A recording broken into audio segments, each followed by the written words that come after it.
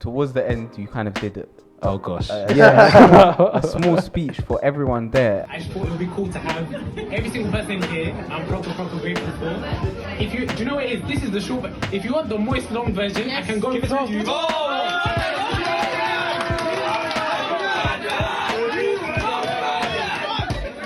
He gave me more patience than I deserved at the time. Nia is a sunshine in this world. Yes. Which is that there's ways to approach this life at TV levels, but to be a lovely person and a ray of sunshine at the same time. There's not one person who I've joked with more, because when you see Renee, you see there's one thing that happens and you think it's impossible, then the next thing happens, and you think it's impossible, then the next thing happens. There's no single person that forms their friends the way Sandy is to me. If I needed a model of you're gonna traverse this space and you're gonna do it with dignity, and you're gonna do it and get to the types of places that you want to go to, this was Iman. 100%. I can definitely relate to kind of being able to think laterally because of existing in different cultural and social spaces. I think it links to a conversation me and Saadudeen have had with Samuel about how we have a very interesting kind of history, me, Saadudeen and Samuel, because we all went on this program together where we visited lots of different law firms. Basically, it was just one of those kind of access programs, right? And we come from relatively similar backgrounds in terms of the end, right? And then when we go into these spaces together, we kind of realize the differences in terms of not differences in how we speak and how we communicate in those spaces relative to how we communicate in other spaces, just due to what the norms are, and due to the fact that we want to be able to communicate ourselves effectively. So we kind of have to adapt and kind of tailor things in certain ways. And I just remember speaking to Samuel about how it's kind of a superpower, right? And it's kind of the ability to kind of speak to lots of different types of people, due to our backgrounds and due to the kind of the history that we're a part of. So yeah, man, I do think it's a skill and it's an ability that doesn't get acknowledged enough, especially for a lot of people. It's just their everyday life, right? It's just something that they have that they might not even realize that they have. But it definitely did help me during my history degree as well, just kind of thinking about different perspectives and which historical actors are involved in this event that are not currently being mentioned right now. If we're talking about the history of an event that happened at a school, what did the caretaker think? What did, you know what I mean? I'm just giving you a random example, but just different people that just might not currently have the limelight. But yeah, I don't know. Anything you want to say on that point? I think no, I was speaking about sort of people and uni. We were very fortunate enough to share a gathering with yourself and a number of your friends, and I want you to sort of talk to me about how that came about. And actually, before we even get there, the way you told everyone about it, right, is you did a video. Yeah, I'm dead, yeah. Which now everyone knows, because everyone I've introduced Mobeen to is you saw the video, yeah, the guy from the video, this is Mobeen. This is actually him. So I want you to talk to me about how you thought of the idea of I want to do a video invitation. How did that come about? The background instrumental, the emojis that came through. Screaming. Wow, we've got left. 8 o'clock. And if you respect me and if you respect yourself, you'll come at 8 o'clock. You won't come at 9, 10:30, 11, 8 o'clock, yes? It's not just food. It's going to be games night in one. It's going to be turn up in one. It's going to be everything. In fact, if you want to get married, this is your opportunity. If you want to get divorced, this is every opportunity. Anyways. Well, the context is basically so... where do I even start with this? Yeah, this event basically, it was meant to be a small thing, but then I kind of just kept add another person. It was meant to be a Thanksgiving. We'll get to the. So, I think one thing that the past few years have made me realize is that it's been an immensely, it's been a time where I've had so much to be grateful for. So many specific events, but also so many processes of growth and of kind of so many things that I never thought possible have happened. And, like we were saying at the start, this past 18 months has been very blurred and we haven't really had the opportunity to have the like time markers to be able to say like, oh, so with this happened here, we're celebrating this with a ritual, whatever. So I just wanted to bring some people who, and it's not everyone. If you like, there's so many people that I'm grateful to, like all over that that I've expressed things to more directly or whatever. But I just wanted to bring a couple people who would mainly all know each other together in one space. The video you're talking about. So instead of sending people a text, I sent people a video invitation with a background, with editing, production, all these things. It's for two reasons. One reason is, one reason is because when I'm at work, I shouldn't say this, but when I'm in a meeting where I don't have to have my video or my camera on, and I shouldn't really be in the meeting in the first place, that's my best time. That's my creative time. That's like, or what? You want me to procrastinate? I'm gonna procrastinate. Like, hey, that's one thing. The other thing is that, like, maybe you guys have a similar thing as like people who ran societies or enterprises or stuff. I'm genuinely so worn out of trying to convince people to come to things. I'm so tired. Literally, like, my whole time at ACS was like, I beg you come to this event. Like, please, it's for you. It's not even for me. Like, I'm not like, I don't even want to be. No, I'm joking. But, so, and then I start to think like, am I just bored? Am I tiring people by sending bare messages that, are you free this day? Are you free this day? Are you free this day? Facts. So I wanted to send something to tell people like, no, I beg you come, please, just arrive. So, so yeah, I thought instead of sending the text, we're going to do things a bit more memorably. So then we sent a video invitation. And then one thing leads to a next. The video has songs with it, these types of things. But yeah, no, but it was a very beautiful time that we all shared together. So towards the end, you kind of did it. Oh gosh. A small speech for everyone there, and there was a number of people there. And one thing I remember about the speech is the speeches is that everything you said to each individual person was very different, and you didn't repeat yourself at any point, and everything was very unique and tailored to that person. I just thought it would be cool to have every single person here. I'm proper grateful for. Do you know what it is? This is the short, but if you want the moist long version, I can go give it to you.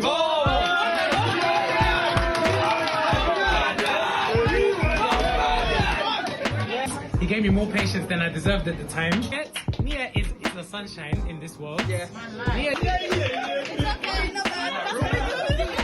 there's not one person who I've joked with more, because when you see Renee, you see there's one thing that happens and you think it's impossible, then the next thing happens, you think it's impossible, then the next thing happens. There's no single person that platforms their friends the way Sally Salima does. If I needed a model of you're gonna traverse this space and you're gonna do it with dignity, and you're gonna do it and get to the types of places that you want to go to, this was Iman. The Venn diagram of black and Muslim. For context, anyone who's listening, we all had our dinner. It was all good.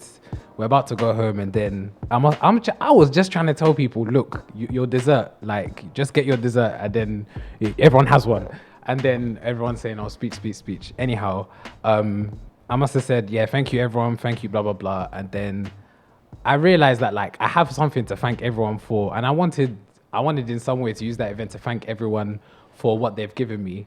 The reason why it was, and then this became long social, became 120-minute speech of, so thank you for this. Like, you know, the Oprah one, you get a book and you get a book. Everyone got our thanks, basically.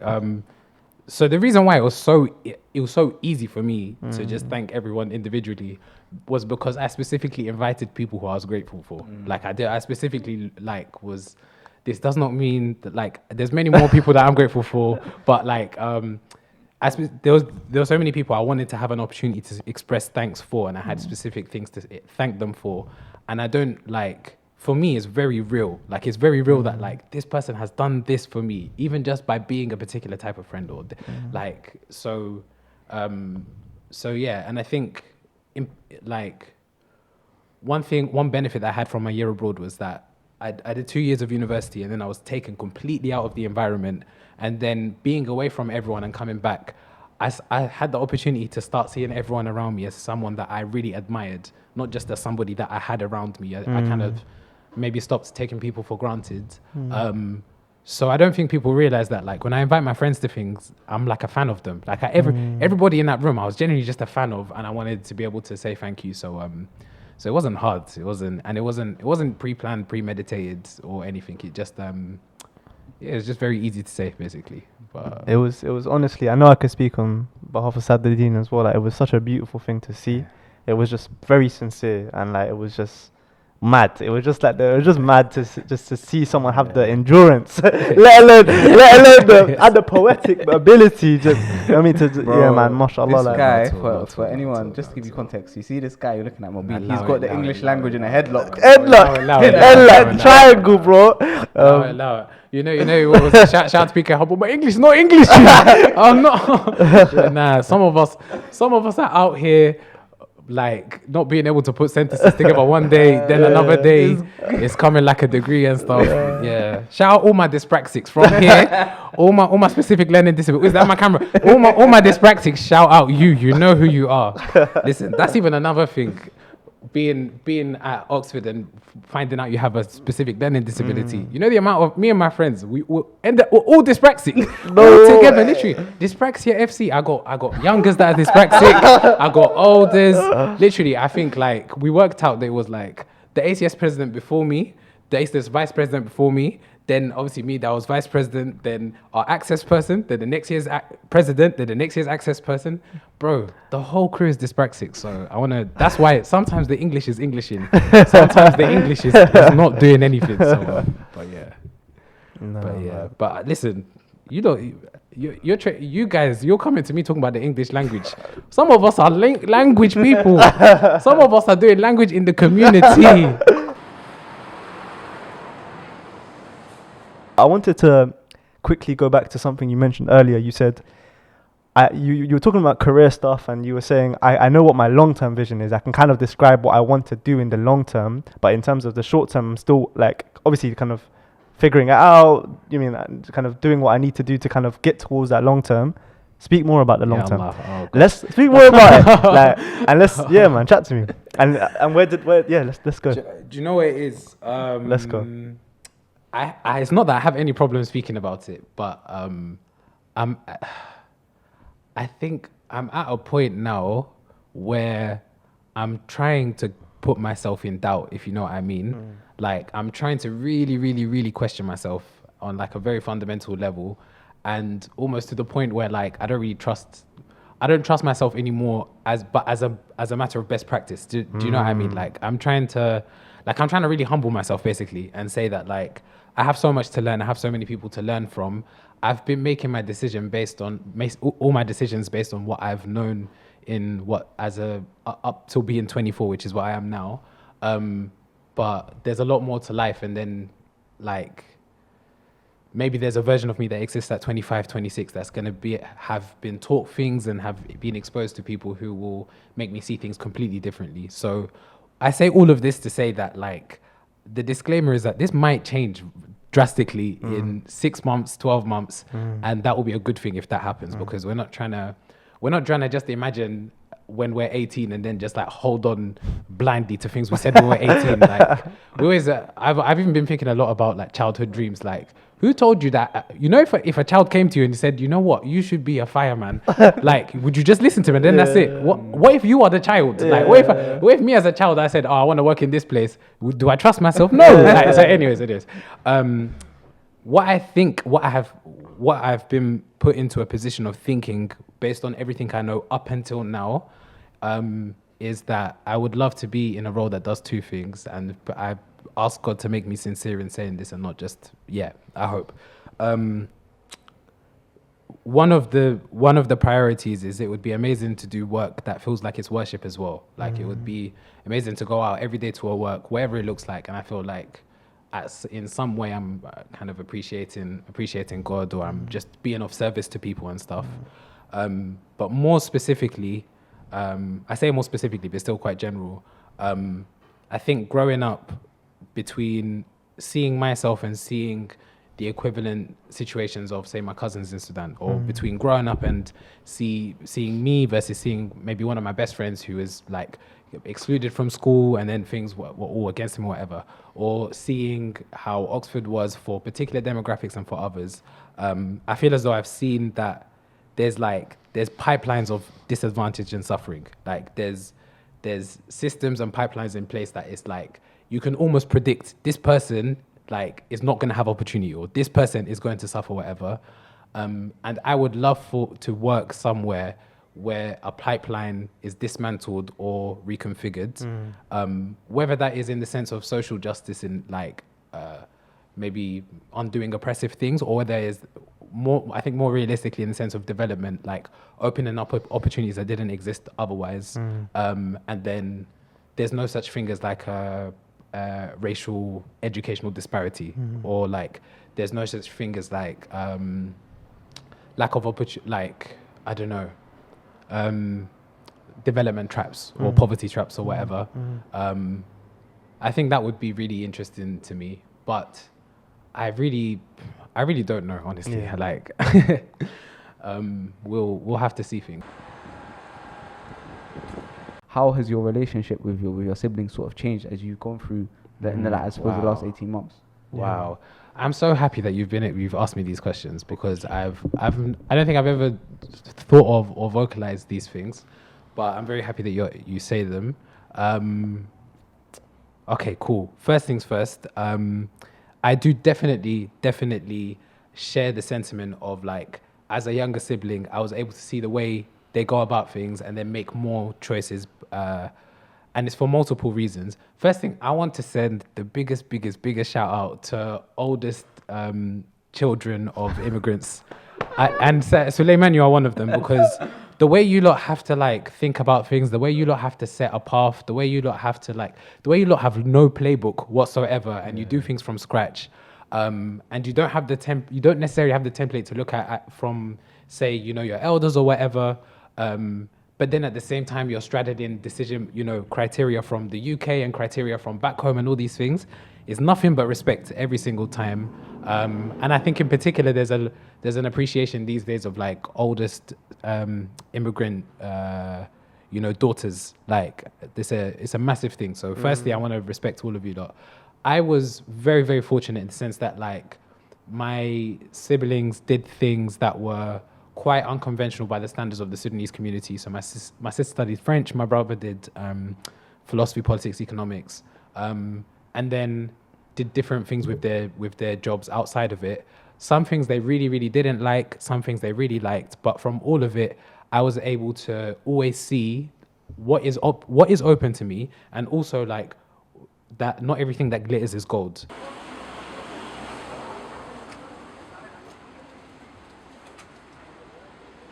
And also just, I think, once your siblings do something, they give your parents the confidence that like, you know, you can do things and it will turn out fine. So I just got more freedom to choose what I want. So that's why I was able to do things like philosophy and Spanish, or like international developments, what I want to go into, because by now they're like, yeah, you can, there's many ways to make it, basically. They gave them that confidence. So I very much am in their, it's not even that they walked so I could run. They ran so I could walk. That one, yeah. Mad. So, it's that, man. Honestly, so I'm always appreciative, and that's beyond like the actual, you know, like direct encouragement. You know, particularly like growing up, my brother was the first person to make me believe that I can do things more than I thought myself. So yeah, I've just like, my brother was literally just, if I want to do things, well, how does my brother do it? That's genuinely it. So always appreciative. How did he do that? Say again? How did he do that? Just by being him, honestly. Just like, mashallah, God bless him. Like I always grew up just thinking like, I don't even like, my brother growing up was my best friend. That's it. Nice. Like, and even though he's like 7 years older than me, and I always just, I just looked up to him so much. I still look up to him in terms of just like balancing, you know, like academic achievements with just how to be at home, with how to embody that, like being a good son, with like Islamic things, with all these things. And we never, ever talk about it, because it's never, you know, our relationship, even until now, is so like, just so friendly that it's not really, we don't sit down, and he's never didactic, you know, tell me like this. But like, I didn't need to think about how to make decisions because I just saw how he would do things and I was happy with that basically. So I'm always appreciative. The other question you asked was, has my relationship changed since being back? I think yes, in a couple of ways. And one particular way I would like to kind of speak about. I think, when I was before uni, I was 17, 18, and my siblings are 7-10 years older than me. So I was always like the young one in the house besides my little sister. So it was always as if like they were the older ones and then I'm the younger one. Whereas now, like, I think because I've kind of we've all shared the uni experience and the job experience and stuff. Like, I think it's more that we speak together and like I think it's a more mutual experience in terms of like things say my sister knows, my brother knows, I know and stuff. So maybe there's more like parity in that sense. But I think one thing growing up has made me realize is like I think I've appreciated my big sister more and more the more I've grown up, because I think it's very easy to take people for granted when you're at home and you just think like, oh, that's just how they are and stuff. But like the more I'm exposed to the range of people in university, the range of decisions you can make, the range of ways you can be as a person, the more I think like if I saw my big sister, if I met my big sister at ISOC, I'd think she was such a cool person. Or like if I met if I met my brother or whoever, like from afar, I'd really, really admire them. So now that I'm older and I'm able to see what they're doing for us,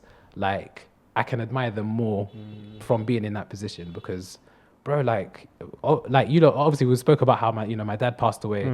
That was specifically at the same time as my sister graduated, and then essentially just being breadwinner for the house. And it's not even a material thing, it's all the immaterial things in terms of how you carry yourself as a person, the types of interests he has and stuff. It's all the time nowadays, basically. I think I discovered something and I realized my sister did it 10 years ago. Like, I'm going to this class. Oh, I used to do that in like 2006. Like, I'm reading, I'm going to this Spanish, that I was talking about, the retreat place. Oh yeah, I did that a long time ago and stuff. So I don't want my brother and sister to hear this because it's embarrassing. And I'm never moist at home, like I'm moist outside of home. But massive, massive, massive, massive appreciation. Even my little sister, the way that she's made me, just the amount of fun she gives me and the amount of I think it's just like what it means to be a big brother and stuff. I'm always appreciative. So yeah, man, lots of love to all of them. If you enjoyed this conversation, share it with someone that you think might enjoy it too. If there's anything you benefited from it or learned from it, or any comments you want to have or reflections, then send them over to Have You Met Instagram. We're on a lot more things than we were, I think, last time, and we're always looking to kind of grow and learn as we grow. So if any of you have any suggestions, please just let us know, and any love that you want to send to Mobeen, his Insta will be there. Yeah, man. And if you're ever in the Bow Road area, make sure to come through to Route 25. This is the spot.